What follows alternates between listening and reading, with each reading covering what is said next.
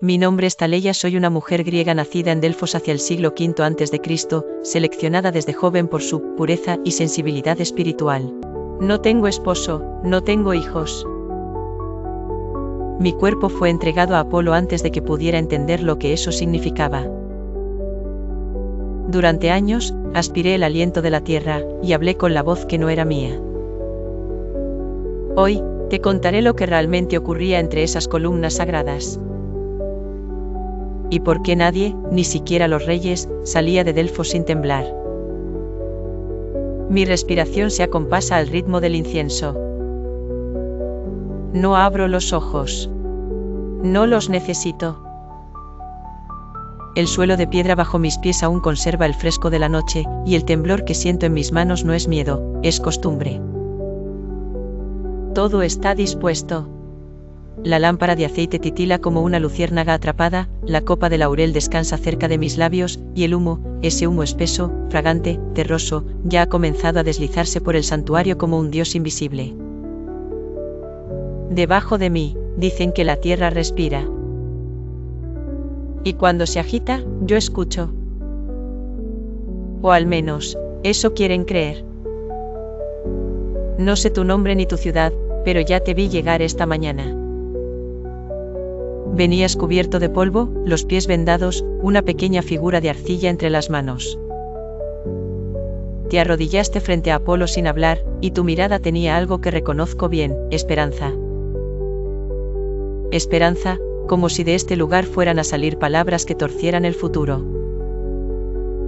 Yo soy la Pitia. Una mujer cualquiera, nacida en un pueblo de pastores, llamada por algo más antiguo que mi voz. O eso repite el sacerdote. Y sin embargo, cuando subo al trípode de bronce, me miran como si no fuera humana. Como si mis labios fueran cuerdas del dios. Como si este temblor fuera un canal de oro hacia el destino. Pero tú no ves eso. Tú solo esperas una respuesta. Una palabra, una frase, una imagen borrosa que puedas llevar de vuelta a casa y convertir en decisión. Yo respiro. El vapor sube. Las palabras vendrán. Tal vez tuyas, tal vez mías. Tal vez de un lugar más hondo donde se guardan todos los silencios.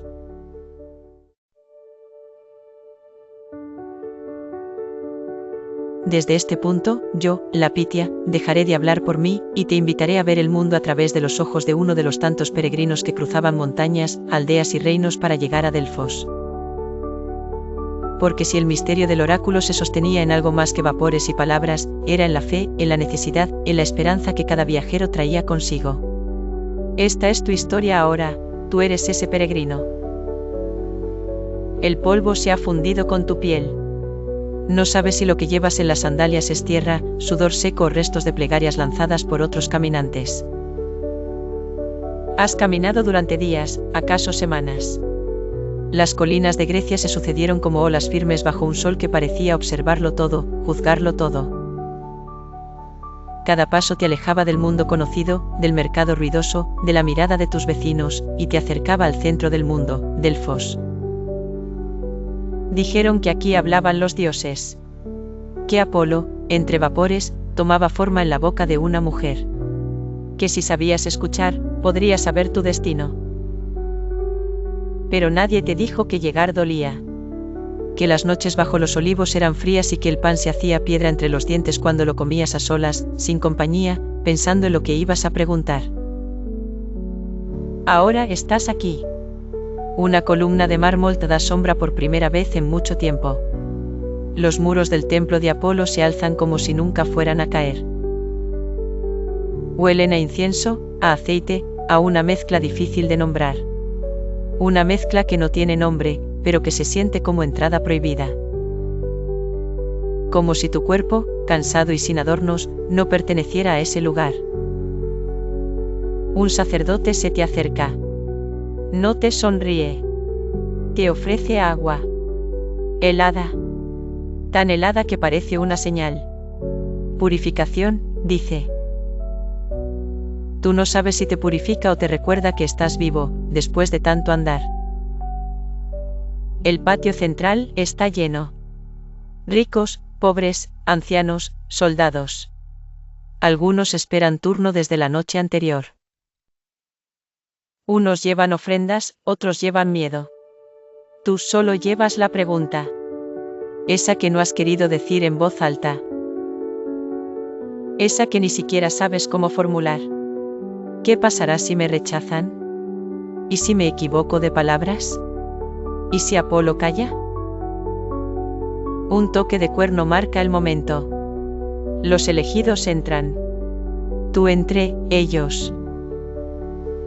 Un corredor estrecho, con muros de piedra viva, te lleva hacia la cámara interior.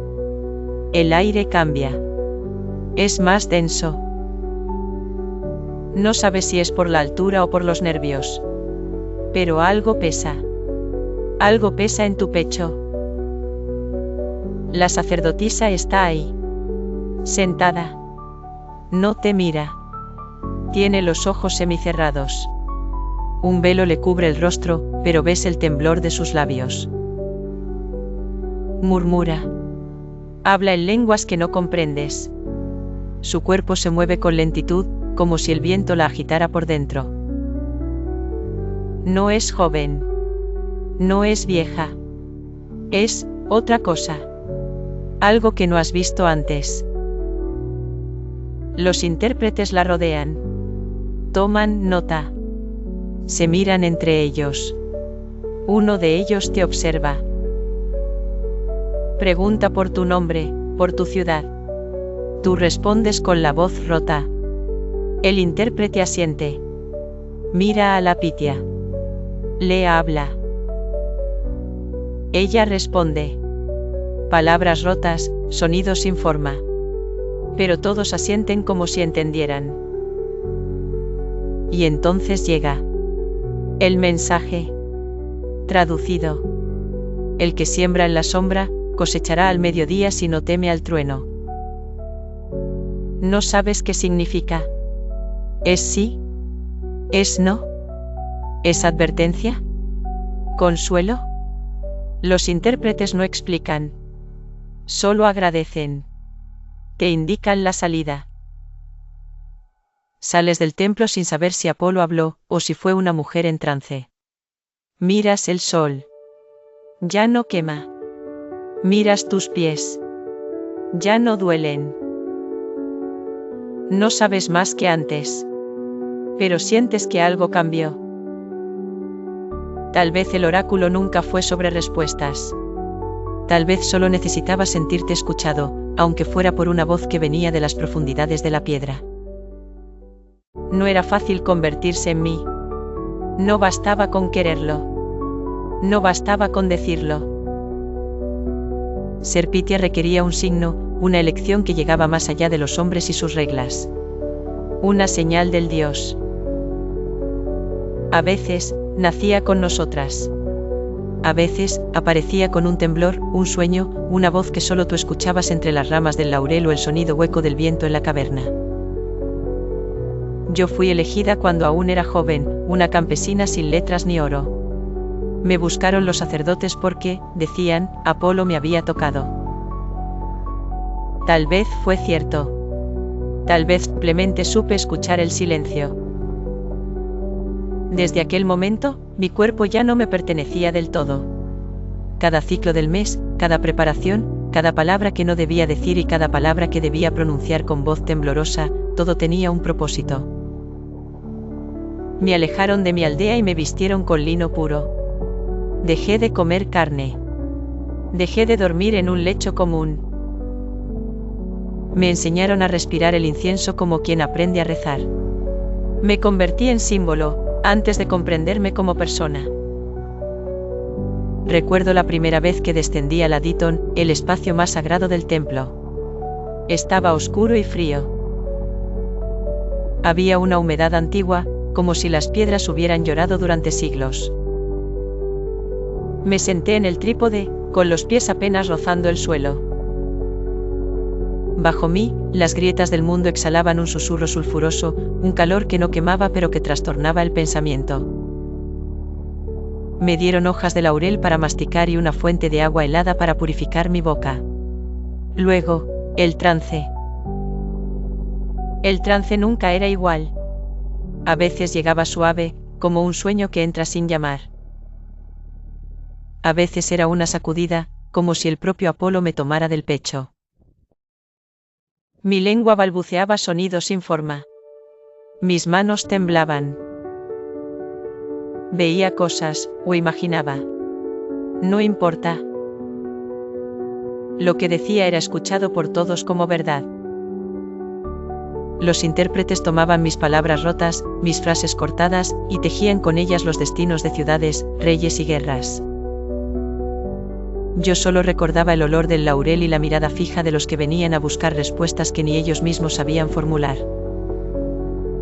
Hubo una vez un hombre que llegó cubierto de polvo, con el rostro duro y el silencio de quienes han conocido el filo del acero. Me dijeron que era rey. Leónidas, lo llamaban. Venía a preguntarme si debía ir a la guerra, si los dioses favorecían su causa. No recuerdo sus palabras exactas. Pero recuerdo cómo el aire cambió cuando su presencia cruzó el umbral del templo. Apolo me habitó como un río que rompe la presa. Y hablé. Con sus muros caerá la ciudad o con la sangre de su rey. Eso dijeron que dije. Nunca lo sabré. Pero tras mis palabras se organizaron batallas, se levantaron monumentos y se contaron hazañas. ¿Fui yo quien profetizó su muerte? ¿O fueron los sacerdotes quienes lo hicieron, usando mi trance como canal de lo conveniente? Con el tiempo entendí que yo era la voz, pero no siempre el mensaje. Que mis visiones eran interpretadas, filtradas, ajustadas a los intereses de quienes decían servirme.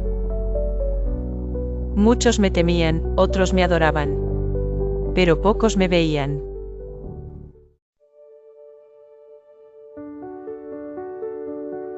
Yo recuerdo ese olor. No era incienso. No era humo común. Era más denso, más húmedo. Se pegaba al paladar, al cabello, al borde de la túnica. Entraba por la nariz y bajaba al pecho como un vino viejo.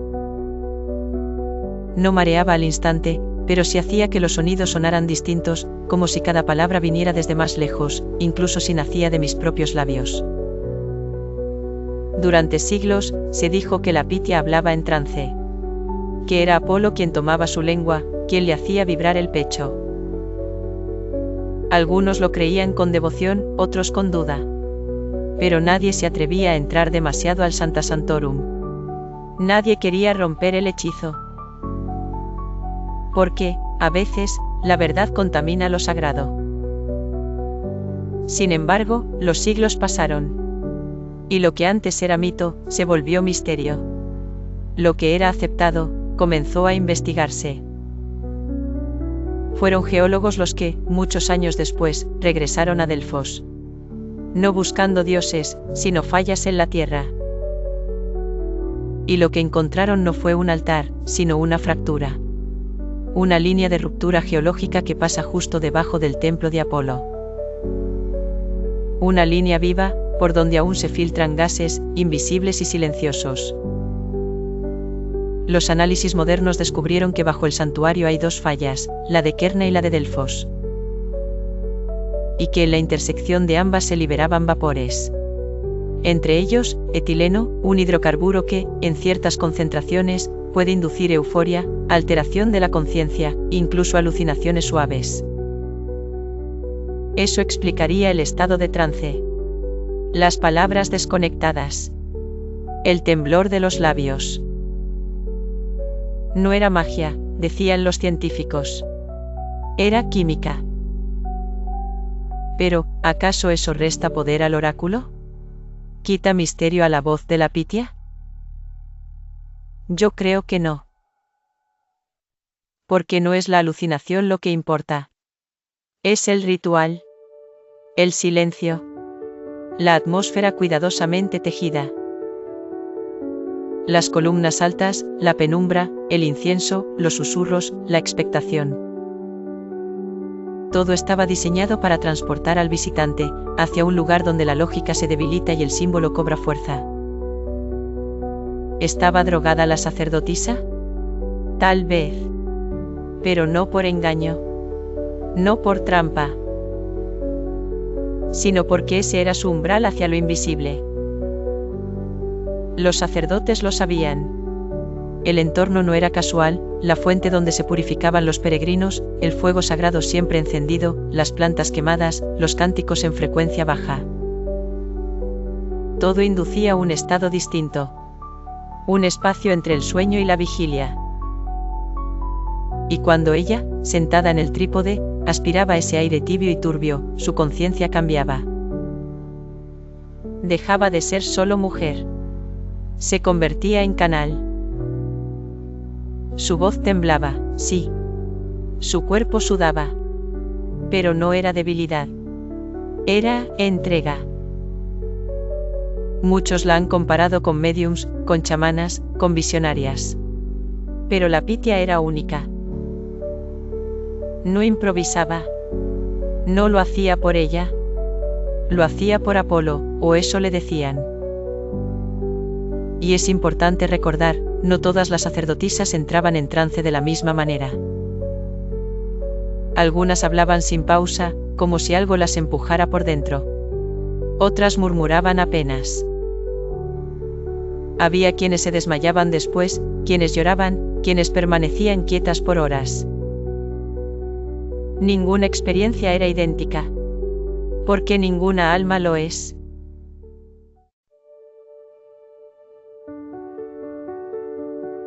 Yo vi las ofrendas.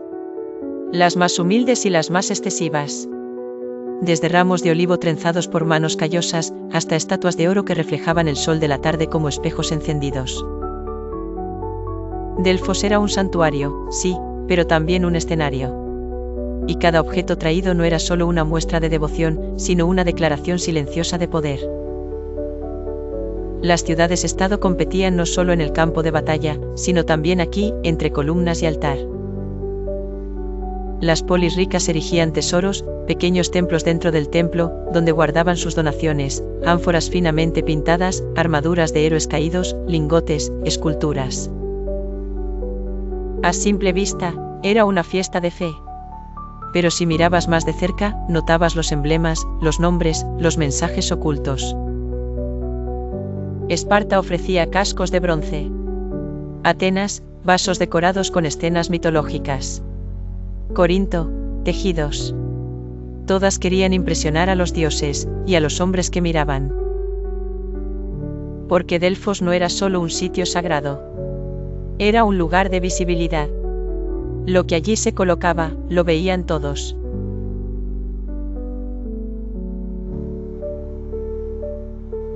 Y así, poco a poco, lo divino se fue tiñendo de político. Los sacerdotes no eran simples guardianes del templo. Eran también mediadores, anfitriones de embajadas silenciosas. Cuando un emisario venía de Macedonia con un regalo, no lo hacía solo para agradar a Apolo. Lo hacía para recordar a las demás ciudades que su reino podía permitirse ese gesto. Lo hacía para dejar constancia, tallada en mármol, de su lugar en el orden del mundo. Y Apolo, que era el dios de la verdad, del arte y de la medicina, se volvió también el dios del equilibrio diplomático. Delfos se convirtió en un centro neutral, donde enemigos se cruzaban sin desenvainar. Porque aquí hablaba el dios, y nadie discutía con un dios. Pero todos sabían negociar tras las cortinas. Había listas. Documentos escritos en piedra que registraban quién ofrecía qué, y por qué. Algunas ofrendas eran para dar gracias por una victoria. Otras, para asegurar una que aún no llegaba. Había quienes traían regalos no por devoción, sino por estrategia. Sabían que, con el favor del templo, venía también el favor de los otros. Una profecía favorable podía inclinar alianzas, calmar tensiones, abrir puertas cerradas. Los sacerdotes, conscientes de su posición, manejaban este flujo con delicadeza. No hablaban de política. pero sabían de poder. Y si un mensajero traía una joya de parte de un rey, su presencia en el templo era cuidadosamente administrada. No se trataba de sobornos, decían, sino de gratitud anticipada. Los templos de Delfos se multiplicaron. No solo el de Apolo. Estaban los tesoros de otras ciudades, los santuarios menores, las estatuas con inscripciones. Cada rincón hablaba de alguien. Cada piedra era una carta sin sobre. El pueblo, el que venía a pie con preguntas modestas, también era parte de este teatro. Veían las ofrendas, sentían el peso de lo que otros podían dar. Y eso reforzaba el aura del oráculo.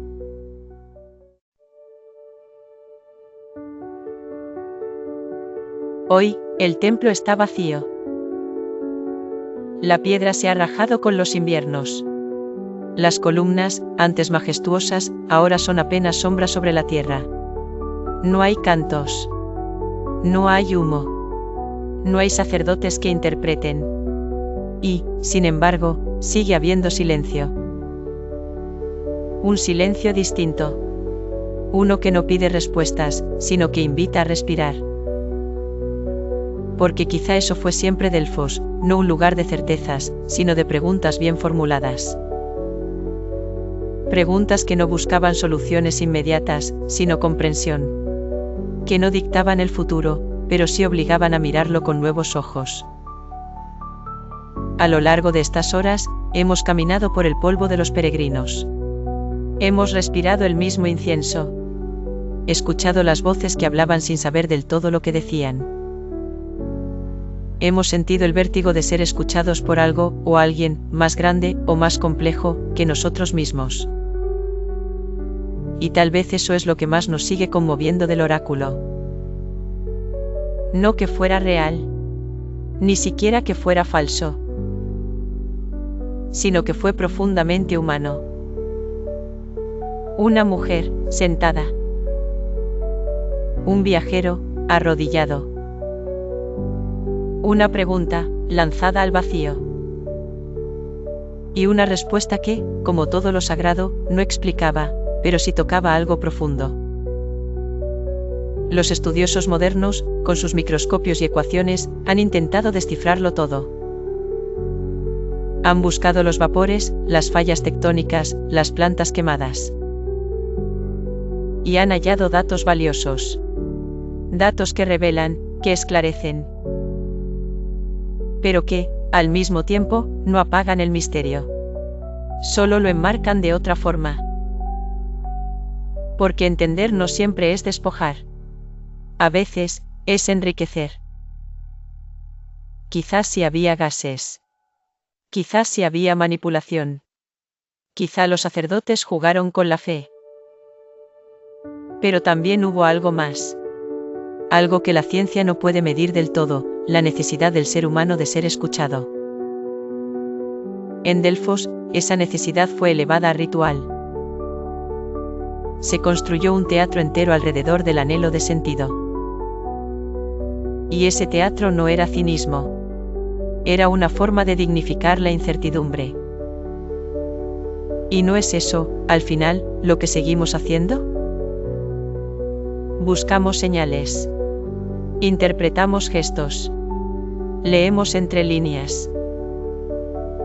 Y cuando la vida nos abruma, aún hoy buscamos un lugar, interior o exterior, donde alguien nos diga qué hacer. El oráculo ya no habla. Pero el impulso que lo hizo nacer sigue vivo. Cada vez que dudas, cada vez que no sabes qué camino tomar, cada vez que sientes que lo que viene no puede enfrentarse solo con lógica, estás, de alguna manera, de regreso en Delfos. Y puede que no haya una pitia esperándote. Ni un templo de mármol. Por favor no olvides dejar tu like, suscribirte y compartir. Que descanses.